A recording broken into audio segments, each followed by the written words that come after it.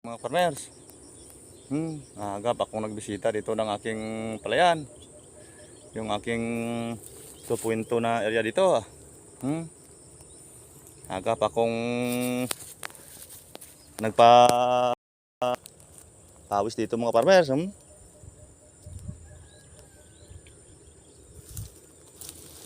Kasi napaka kapal na ng mga damuhan dito mga farmers. Agap ako nagpapawis dito.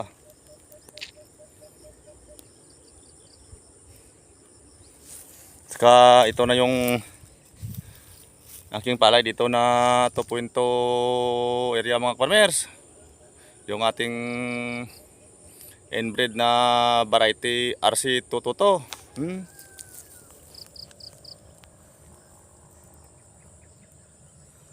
Malapit ko na makikita yung aking pinaghirapan mga farmers.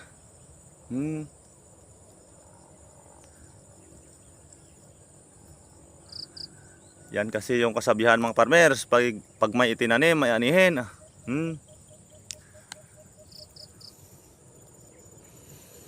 Kung maganda lang sana yung presyo ng palay ngayon mga farmers, sana malaki-laki na to.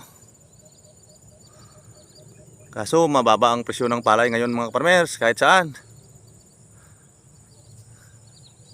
Pero kung tag 20 sana yung kilo nito mga farmers, malaki-laki ng halaga nito mga farmers. Malaki na sana itutulong dito sa akin. Ito na yung variety RC222 natin mga farmers. Napaka taas ng uhay mga farmers. Bitin pa nga ito sa abono. Kasi alam nyo naman, inuutang ko rin yung mga gastusin ko dito mga farmers. Wala tayong financial na pera. Pero pag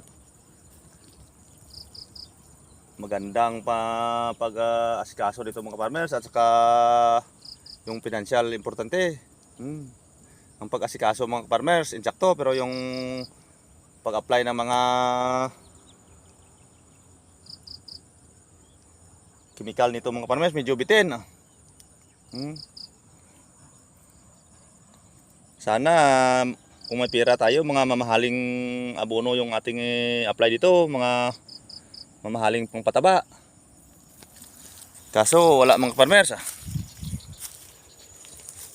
Kung ano lang yung maabot natin. Napakaganda sana mga farmers kung hindi masyado at itong bitin sa gastusin mga farmers, matataas pa ang uhay nito. Kasi semi-hybrid itong RC222 natin. Matataas yung uhay Kaso mayroon siyang porsyon na medyo maikli yung uhay mga farmers kasi may bitin sa abono. Sa 2.2 area ko mga farmers, 4 na sako lang yung top dress ko dito. Isang 1620, isang triple, at saka dalawang sulpato.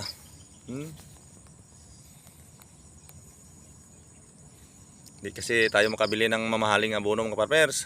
Yung mga ginagamit yung tulad ng ginagamit ng iba dyan, yung 17-017, yung mga mamahaling pataba. Kaso wala tayong kabili mga farmers.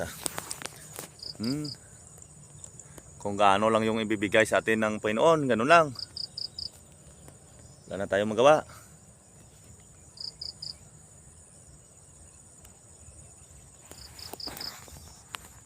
Okay mga farmers,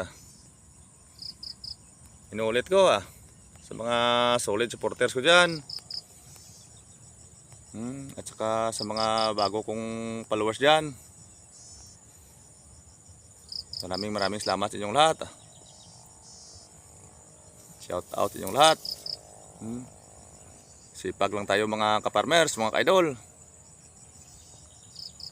Darating din tayo sa panahon na Ahon sa kahirapan. Ito yung ating buhay mambubukid, buhay ka-farmers. Dito tayo na lumalaki sa mga bukid-bukid. Mga kung sa mga Ilonggo version pa at saka